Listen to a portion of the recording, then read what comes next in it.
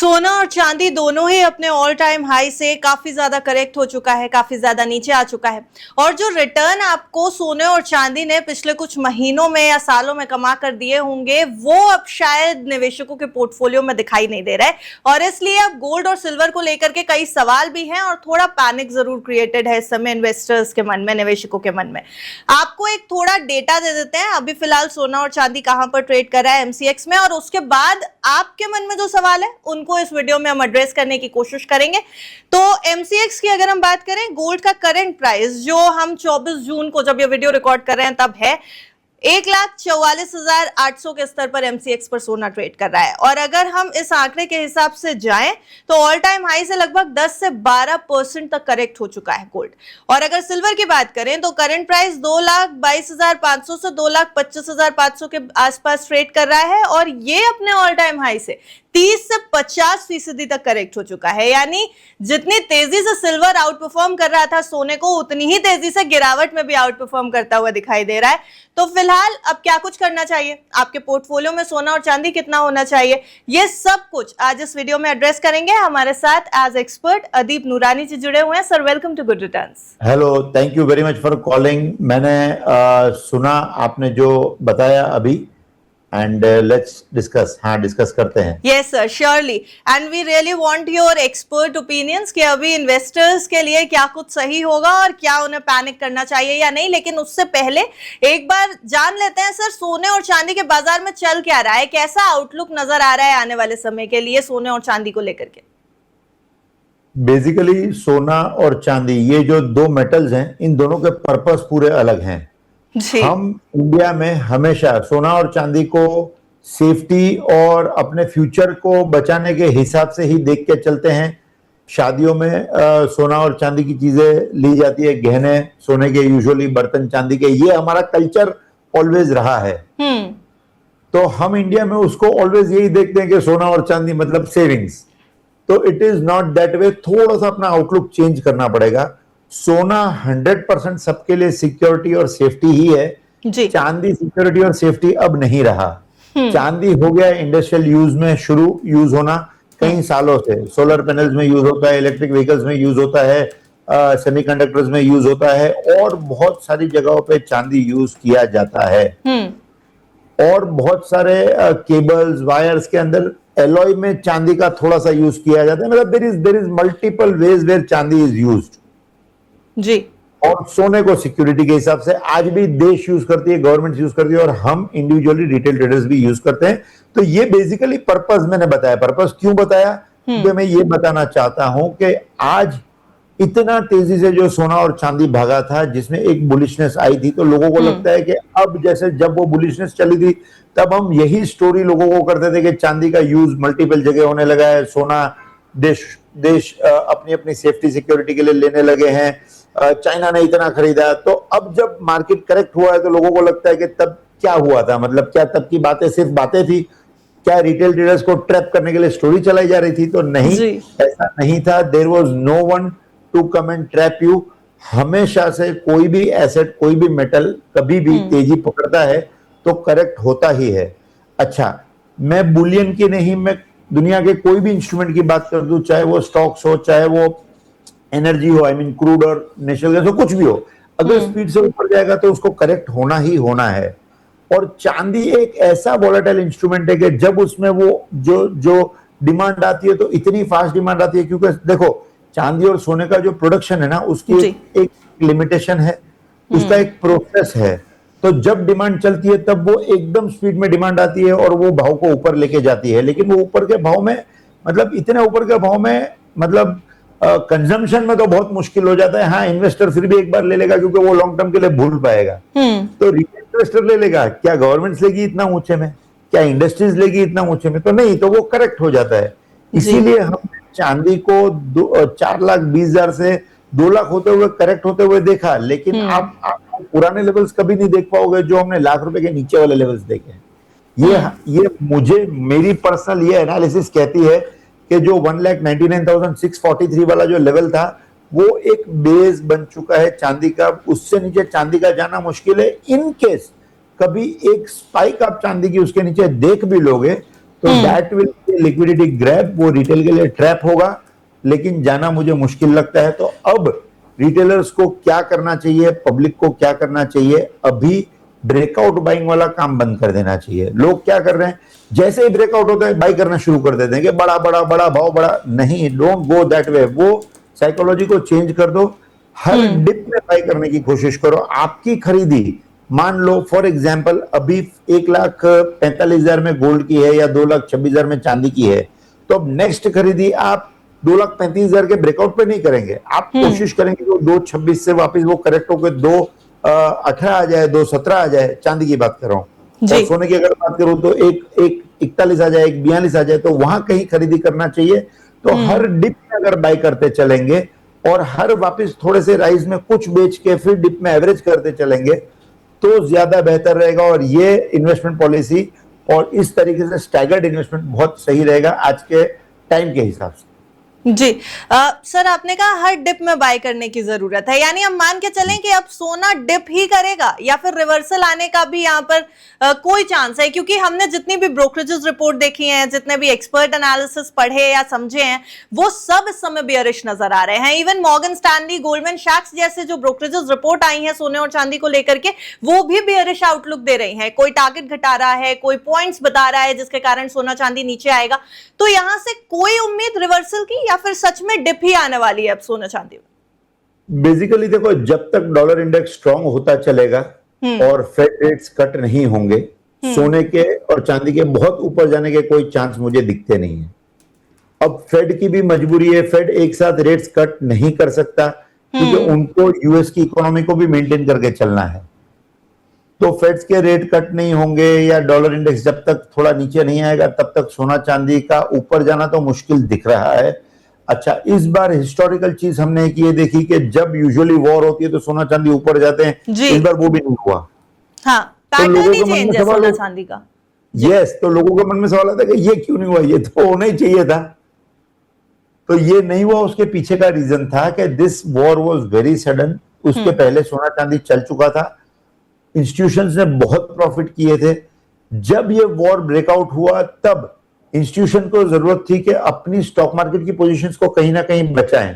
Crude continuous महंगा होता जा रहा था, तो क्रूड को कहीं ना कहीं हेज करें, होल्ड करें, तो वहां भी फंड्स की रिक्वायरमेंट थी। तो ऐसा तो है नहीं कि फंड्स मतलब सबके पास पड़े हुए या प्रिंट हो के आ रहे और लग रहे हैं। फंड्स का होता तो अल्टीमेटली रोटेशन ही है जी। तो कहीं सिल्वर गोल्ड में ऑलरेडी तेजी चल चुकी थी, प्रॉफिट आ चुका था, तो इंस्टीट्यूशंस ने, बड़े प्लेयर्स ने, गवर्नमेंट्स ने वहां से प्रॉफिट बुक किया और अपनी स्टॉक मार्केट की पोजीशंस को हेज किया रहेगा, इंडेक्सेस को हेज किया रहेगा।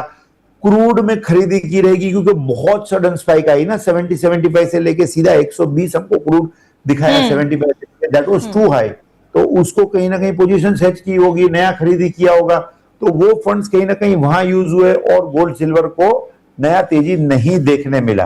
तो आपके क्वेश्चन पे हम वापस आते हैं कि क्या यहाँ से डिप्स ही चलते रहेंगे या कहीं ऊपर जाता हुआ भी हम देखेंगे? तो मेरी राय में हम अभी बड़ा स्ट्रक्चर देखें, वीकली और मंथली का स्ट्रक्चर देखें, तो हम अभी भी बुलिश ही हैं, कहीं कोई बेरिशनेस नहीं है। लेकिन अब डेली और आवरली वाले स्ट्रक्चर्स देखें टेक्निकल एनालिसिस के एतबार से, तो वहां पे हम बेरिश हैं। तो शॉर्ट टर्म हाँ, डिप्स आते रहेंगे, डिप्स में बाई करते रहो, वापस ऊपर जाके आपको निकालेंगे, वापस नया डिप देंगे, उसमें बाई करो। लॉन्ग टर्म हम देखेंगे, मुझे दिखता है ये साल के एंड तक कहीं ना कहीं हम पुराने हाई तो मैं नहीं बोलता हूं कि मिलेंगे, लेकिन कहीं ना कहीं सोना मुझे अराउंड 47, 4800, 4900 पे जाता हुआ दिखता है in terms of dollars. In terms of rupees अगर आप देखो तो ऑन एन एवरेज मुझे सोना 165, 170 पे जाता हुआ दिखता है। नए हाइज हम क्लेम तब कर पाएंगे जब फेड रेट बहुत 0.5, 0.75 कट होगा, which is very difficult as of now. But ऐसा नहीं है कि हम बहुत डिप कर जाएंगे। इंस्टीट्यूशंस जो नए टारगेट आपको देते रहते हैं वो इसीलिए देते रहते हैं कि यूएस के फेड रेट्स बहुत स्टिकी हो रखे हैं, तो उनके टारगेट से डरना नहीं चाहिए रिटेलर को। अगेन मैं कहूंगा डिप्स में बाई करना चाहिए।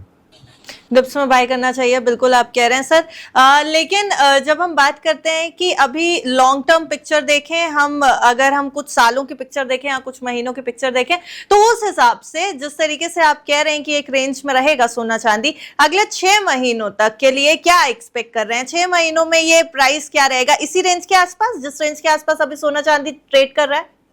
हाँ, यहां से मुझे गोल्ड मैक्सिमम ऊपर 7-8%, 10% की रेंज और नीचे 6-7% की रेंज, ये 15-16% की रेंज में ही घूमता हुआ दिख रहा है मुझे।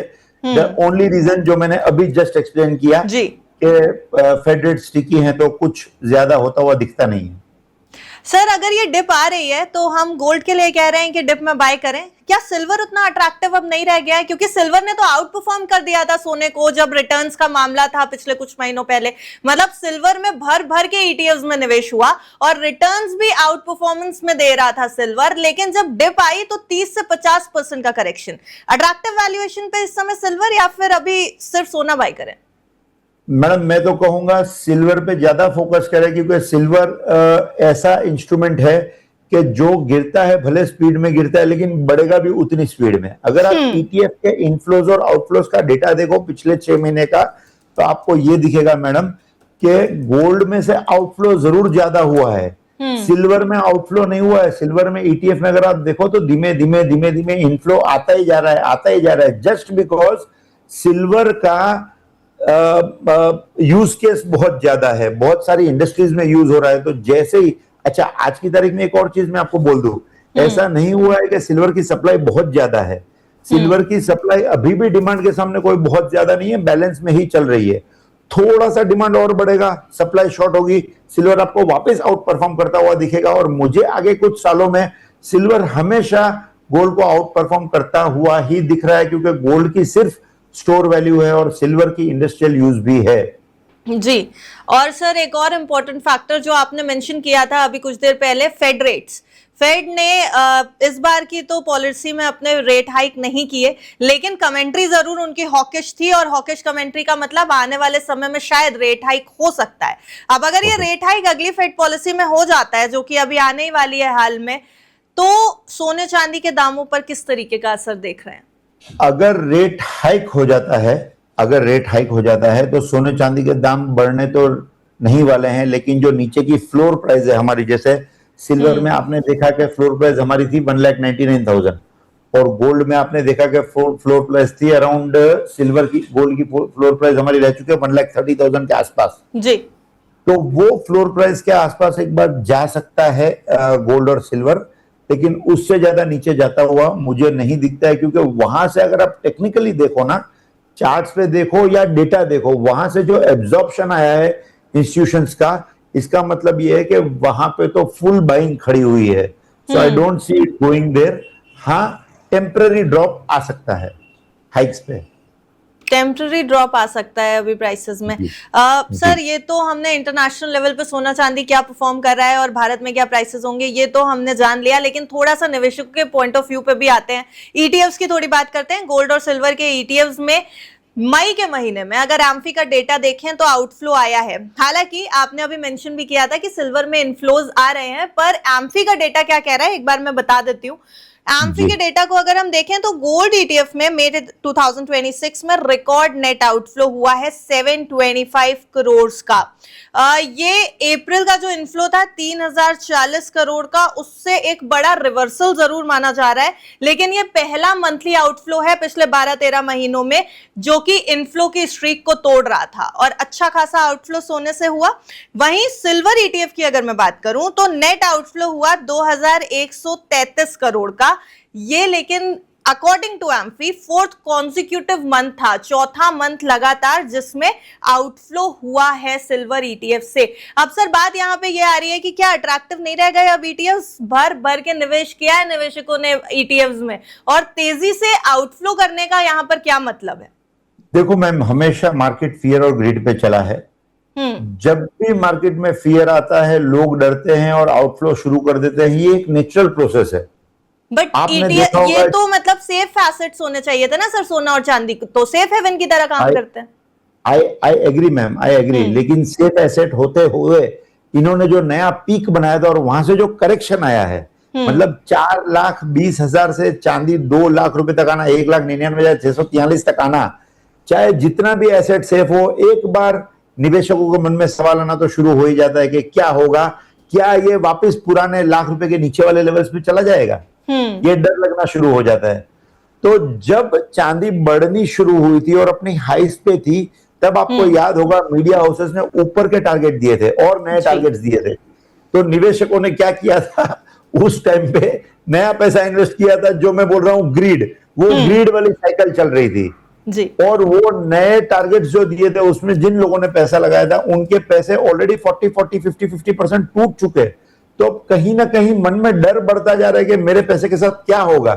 तो ये वो पैसा है कि जो ग्रीड में लगा था, जो बाहर जा रहा है, लेकिन जो पैसा नीचे से सिस्टमैटिकली एसआईपी के फॉर्म में जा रहा था, जो पैसा नीचे से एकदम प्लान्ड फॉर्मेट में जा रहा था, वो कभी भी बाहर नहीं जाता है। ऑन द कॉन्ट्रेरी वो हमेशा डिप पे एवरेज होता है। तो ये जो आउटफ्लो है ना, ये वो लोग हैं जिन्होंने पीक पे बाई किया था या जिन्होंने पीक के नियर में बाई किया था। तो ये तो हर मार्केट की साइकिल में होता ही है मैडम, कि जब मार्केट को रिवर्स होने के पोजीशन होती है, तब ग्रीड मतलब फियर के चलते आउटफ्लोज हमेशा बढ़ते हैं। अब जब आउटफ्लोज बढ़ जाते हैं, पैसा निकल जाता है मार्केट से, तभी स्मार्ट इन्वेस्टर्स बड़ा पैसा आता है और उसको फिर ऊपर लेके जाता है। तो ये वो साइकिल का वो हिस्सा है, वो एरिया है कि जहां पे हमें उल्टा निवेश करना चाहिए डिप्स पे, ना कि पैसा निकल के जाना चाहिए। ओके तो सर फिर जब सोने के लिए हम वो 2 लाख का टारगेट और चांदी के लिए 4 लाख का टारगेट जो बड़े बड़े इंस्टीट्यूशंस हमें दे रहे थे और हम मान के चल रहे थे कि सोना जल्दी से 2 लाख हो जाएगा, बहुत सारे लोगों ने कहा कि दिसंबर 2026 तक ऐसा हो जाएगा या फिर फर्स्ट हाफ ऑफ 2027 में हो सकता है ऐसा, वो टारगेट सब कब आएंगे? वो टारगेट्स तो जब तक ऑल टाइम हाई पार करके वापस सोना सस्टेन नहीं करता है ऊपर, वी कांट से कि वो टारगेट्स कब आएंगे। हमारा पहला टारगेट तो अब ये रहेगा कि जो टूटा है ऊपर से 1,80,000 से 1,30,000 पे आया है, वो वापस ऊपर तक जाए, ऑल टाइम हाई पे सस्टेन हो, उसके बाद कहीं जाता हुआ दिखता है। और इसमें 2 चीजें हैं। एक तो हम हमेशा देखते हैं कि पैनिक में गोल्ड बहुत ज्यादा बढ़ता है जी। तो या तो ऐसी पैनिक आए कि जब हम पूरा गोल्ड को वापस ऊपर जाते हुए देखें। दूसरा यह है कि फेड के रेट्स इतने नीचे आए, मतलब इतना कंप्लेसेंट हो जाए ग्लोबल मार्केट कि फिर वो गोल्ड वापस ऊपर जाने के चांसेस हो सके। तो व्हाट आई फील इज अभी तुरंत तो वो कहीं आता हुआ नहीं दिखता है। लेट्स सी कि कब वापस खुद का ऑल टाइम हाई वो रिक्लेम करे, वहां सस्टेन करे और फिर उसके आगे की बात करेंगे।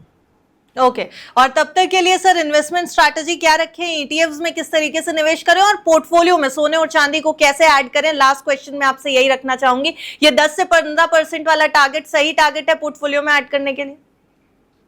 वापिस वो शुरुआत वाले ही क्वेश्चन पे आते हैं मैडम, बाय करेंगे सिर्फ डिप्स पे। अब डिप किसको मानेंगे हम, डिप किसको मानेंगे, ये सबसे बड़ा क्वेश्चन होता है। मतलब टीवी पे एनालिस्ट तो बोल के डिप आप किसको मानोगे, ये सबसे बड़ा क्वेश्चन है जी। तो निवेशक समझ ही नहीं पाता कि मैं किसको डिप मानूं और किसको कहां जाके पीक पे मैं सेल करूं। हाँ। तो इसका सिंपल सा तरीका ये है मैम कि आप एक भाव में अगर एसआईपी कर रहे हो 2,26,000, 1,30 इज गोल्ड, 2,26 इज चांदी, तो अगर आपने इस भाव पे बाई किया है फॉर एग्जांपल एसआईपी के तौर पे या ईटीएफ बाई किया है, अब ऊपर 5% 7% आपको मिलता है, थोड़ा सा बुक करो, अगेन वेट के वो डिप मारता है आपकी पिछली परचेज से नीचे। तो इस तरीके से आपकी परचेज और सेल से ऊपर नीचे चलते रहोगे ना, तो वो आपके लिए बाय ऑन डिप्स हो जाएगा। अगर आप चार्ट्स नहीं देख पाते हो तो, अगर आप चार्ट्स देख पाते हो तो आप डेली टाइम फ्रेम के चार्ट्स लगा लीजिए और मतलब स्विंग्स देखते रहिए कि जब भी अगर मार्केट पिछले डिप के पास, पिछले स्विंग लो के पास आता है तो वहां से बाई करके चले और अगला जो स्विंग हाई है वहां तक जाने से पहले थोड़ा सा पहले सेल कर दे, तो वो swing low to swing high चलते रहें। अगर टेक्निकल्स आपको आते हैं तो, नहीं आते तो 3 to 5% आपकी परचेज और सेल से ऊपर नीचे चलते रहें। उस तरीके से आप बाय ऑन डिप्स और सेल ऑन राइज कर सकते हो। ये हो गया आपका इन्वेस्टमेंट का तरीका। अब सेकंड क्वेश्चन के पोर्टफोलियो में कितना होना चाहिए बुलियन, तो पोर्टफोलियो में आपका बुलियन मैं समझता हूं 20-25% जैसा होना चाहिए। अगर आप एग्रेसिव इन्वेस्टर हो तो आप 15% सिल्वर रखो, 10% गोल्ड रखो, और अगर आप कंजर्वेटिव इन्वेस्टर हो तो आप 10% सिल्वर रखो और 15 to 20% गोल्ड रखो। इस Okay. तरीके से आप कर सकते हो। जी। और सर जब आप ये एक्सप्लेन कर रहे थे दिमाग में एक सवाल आया है, बेसिकली जो एसआईपी करते हैं, क्योंकि हम कह भी रहे हैं कि एसआईपी करते रहना चाहिए, जो एसआईपी कर रहे हैं एक अच्छा रिटर्न नियर फ्यूचर में चाहने के लिए मिनिमम कितनी एसआईपी सोने और चांदी में करनी चाहिए? क्योंकि एसआईपी तो अब हमारे पास बहुत कम अमाउंट से भी अवेलेबल है, पर एक आइडियल एसआईपी अमाउंट सोने और चांदी में क्या होना चाहिए? मैडम, ये इसका जो आंसर है ना, ये वन साइज फिट्स ऑल वाला आंसर है ही नहीं, क्योंकि हर एक की जो इनकम है उसमें से वो कितना पैसा बचा रहा है और उसमें से वो कितना पैसा लगा रहा है उसके ऊपर निर्भर करता है। तो मैं आपको हमेशा ये कहूंगा कि आपकी इनकम में से अगर आप 20% मिनिमम सेविंग्स में डाल पाते हो, अब सेविंग्स में आप इंश्योरेंसेस को मत गिनना, इंश्योरेंसेस विल बी डिफरेंट। मतलब आपकी 100 रुपए की इनकम है तो आप 5 रुपए इंश्योरेंस का वो अलग गिनो, उसको इसके साथ मत गिनो। 20 रुपीज इज योर इन्वेस्टमेंट। तो 20 रुपीज की जो इन्वेस्टमेंट है वो हमारा पोर्टफोलियो में इन्वेस्ट करने वाला पार्ट हो गया। तो अगर हम अब गोल्ड और सिल्वर पे आते हैं, तो जैसे मैंने अभी कहा 25 से 30% आपको इन्वेस्ट करना है, तो 20 रुपए में से 6 रुपए आपका बुलियंस में जाएगा। सिंपल। मतलब आपकी अगर 100 रुपए की आमदनी है तो हर महीने 6 रुपया तो आपका एसआईपी होना ही चाहिए बुलियंस के अंदर। Thank you so much sir. जिस तरीके से आपने आज बेहद आसान भाषा में, जनरली हम बात करते हैं, हमें टारगेट्स मिलते हैं कि सोना इतना होगा, चांदी इतनी होगी, पर इन्वेस्टर्स को समझ में नहीं आता है कि अगर जहां जा भी रहा है सोना तो हमें कैसे फायदा होगा। पर मुझे लगता है इस वीडियो में उन्हें ये क्लैरिटी मिल जाएगी कि कितना पैसा कहां लगाएं तो शायद पोर्टफोलियो बैलेंस हो सकता है इस क्राइसिस सिचुएशन में, जियोपॉलिटिकल टेंशंस जब चल रही हो उस दौर में। Thank you so much for joining us today. Thank you very much.